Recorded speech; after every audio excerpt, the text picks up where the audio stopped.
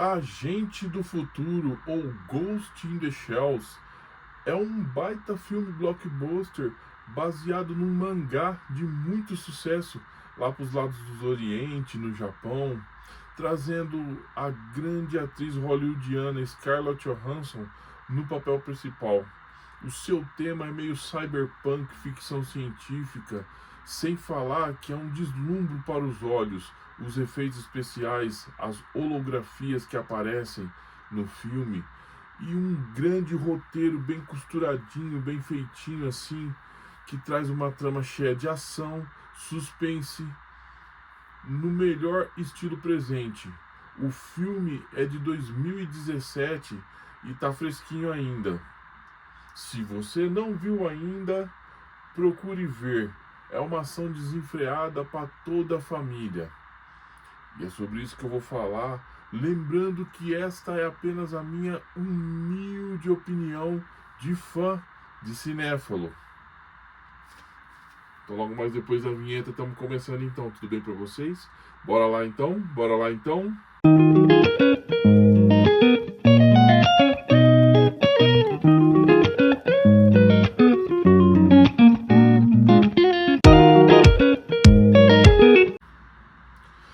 Fala pessoal, tudo bem? Olha, eu sou o Gleison Macalas Paulino, escritor nas horas vagas e em tempo integral, mas isso aqui não é um hobby, hein? Vamos deixar as coisas claras entre a gente para não ficar nenhum tipo de mal entendido. Tudo bem? Combinado então? O meu primeiro trabalho literário que foi lançado se chama Vulgo Lobo Negro Total, da qual o personagem título e o seu núcleo, o seu filho caçula, Lobo Cinza, e os seus arqui-inimigos, o seu clone, Cão Selvagem, e o parasita Sombra das Trevas, é que foram criados para esse novo segmento da literatura. E é aqui também que eu trago a origem do universo Gamp, criado em parceria com meu grande amigo de longa data, esse artista fenomenal chamado Emerson Penerari, que inclusive é o responsável pelas capas dos meus trabalhos. E disponível na Amazon, no seu formato, na Amazon, no Clube dos Autores, no seu formato digital, em e-book, no Kindle e também no seu livro sólido, físico. Vai lá, pessoal, dá essa força para nós, Alternacional, Autônomo. E na sequência tem o meu segundo trabalho literário que se chama O Pirata Caveira contra Tudo e Todos. Eu pego um personagem que foi um coadjuvante de luxo na primeira trama e alço a personagem principal de sua própria história. Só que dessa vez ele enfrenta uma doença terminal que vai levá-lo à morte, e os seus poucos, mas leais amigos desapareceram misteriosamente. Então, no tempo que lhe resta, custe o que custar, ele vai fazer de tudo um pouco para saber o que houve, se ainda estão vivos ou mortos, e praticar uma rápida vingança, pois trata-se de um anti-herói. Disponível na Amazon, no Clube dos Autores, no seu formato digital, em e-book, no Kindle e também no seu livro sólido, físico. Vai lá, pessoal, dá essa força para nós, Alternacional, Autônomo.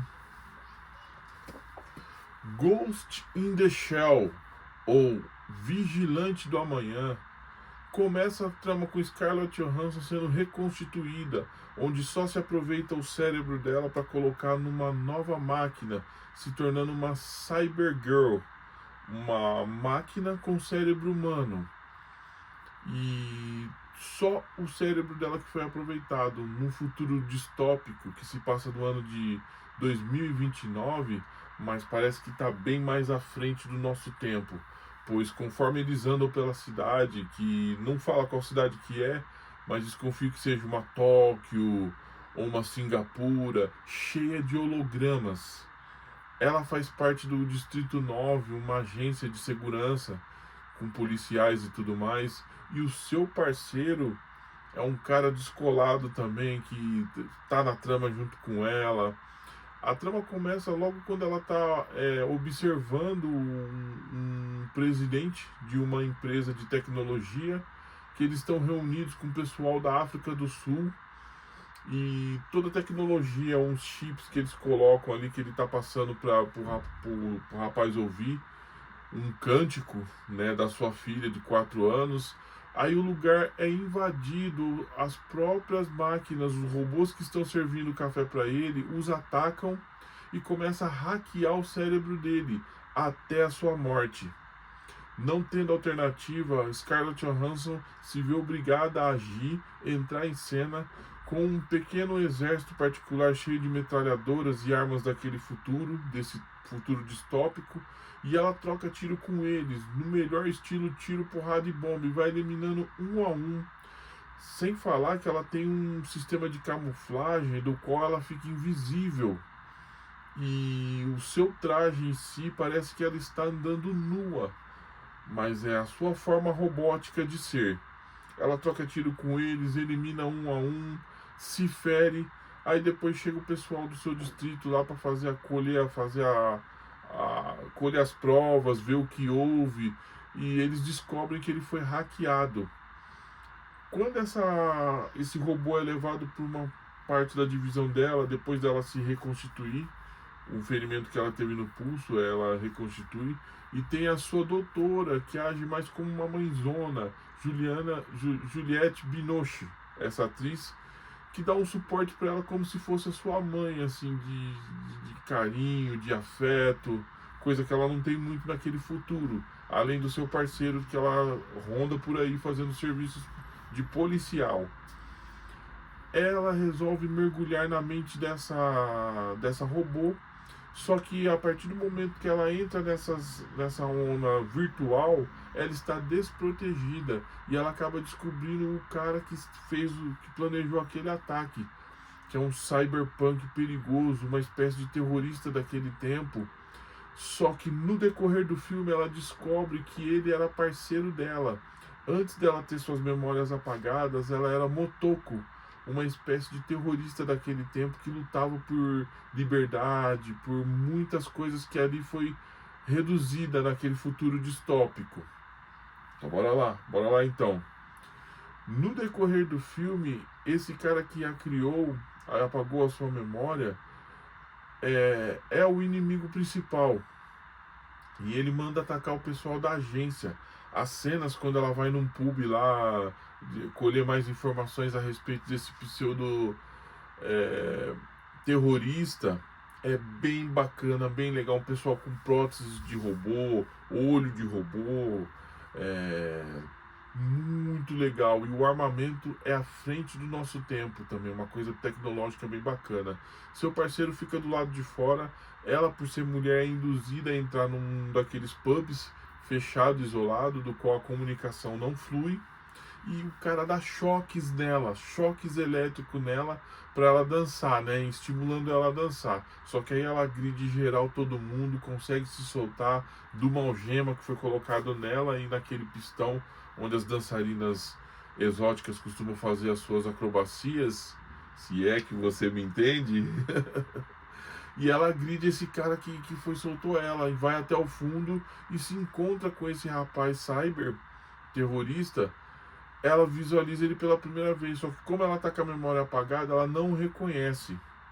No final do filme, ela se vê obrigada a salvá-lo, lutar pela sua existência contra o próprio sistema da qual ela agora faz parte, numa espécie de tanque-aranha com pernas de aranha, isso, aquilo, bem avançado, mortífero, que ela troca tiro com ele manda mísseis, uma artilharia pesada contra ela arranca o motor dele e se fere gravemente nisso, lesionando seus braços e costas, caindo ali junto, só que um agente da sua agência acaba eliminando esse maquinário, e o próprio helicóptero que vinha para contra-atacar ela, né, caída no chão ao lado desse terrorista que já foi um amante dela e morre ali naquela cena.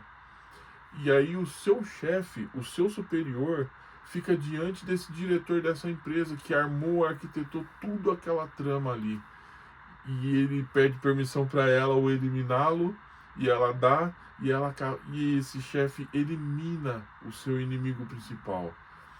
Se você não viu esse filme ainda, procure ver. É uma ação desenfreada, um tiro, porrada e bomba do jeito que a gente gosta, com uma trama, um roteiro muito bem costuradinho. O final mostra ela se encontrando com a sua mãe verdadeira, da qual ela vai no túmulo dela, que pertence a ela, antes dela ter só o seu cérebro recuperado num novo organismo ciborgue.